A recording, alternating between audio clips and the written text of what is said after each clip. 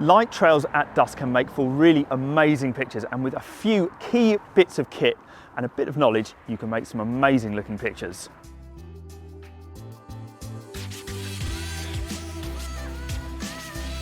So here we're set up on the corner of this road, and what we have is loads of traffic coming towards us, slowing down for the bend, and then we also have traffic heading away from us as well.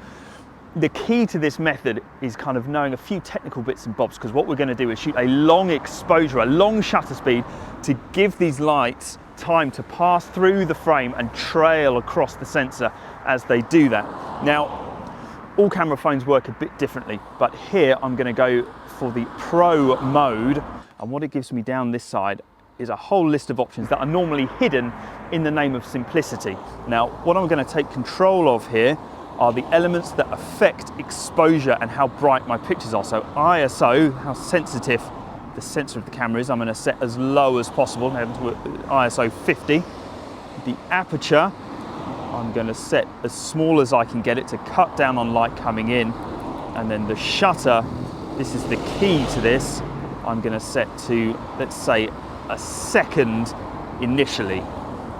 Now, as you can see, we're very overexposed there, so I'm going to add our secret weapon here, my clip-on ND filter, and I'm going to shoot a whole load of different exposures. The final thing actually that I'm going to do that I almost forgot is I'm going to just change my self timer there to 3 seconds, and the benefit of doing that is that it's just going to give me time to push the shutter release on my camera and then back away from everything, so that the act of me taking the picture doesn't shake everything around, because what we want here is lots of movement in the traffic and in the road, but all of this background we want to be nice and steady, nice and sharp.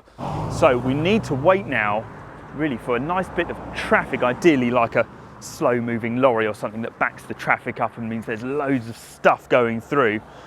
And so here, once I hit the shutter, I have 3 seconds to clear away from the camera, everything will settle down, it shoots the picture, and hopefully I come out with something with lots of movement in the traffic and stuff coming down the hill as well. So timing is really important with this, to catch lots of different stuff coming through.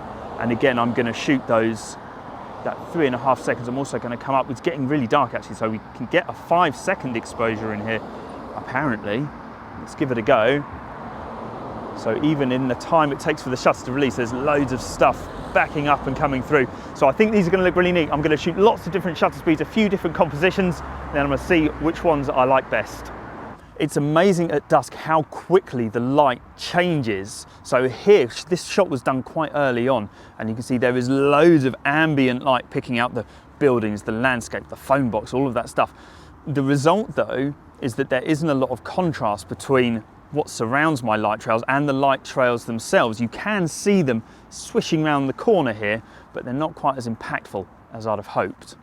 For this frame, the ambient light matches the light trails really well, and I think this is a nice, fairly impactful frame. The only thing that I'd say is I only have light trails starting kind of halfway through the corner. I do like that they're L-shaped, I think that's interesting, but there's not quite enough action going on here to kind of justify the picture. I think that this is again, it's a nice one, but I think there's probably better further down the line. Now, this has absolutely loads going on, maybe a bit too much. I'll leave that up to you to decide.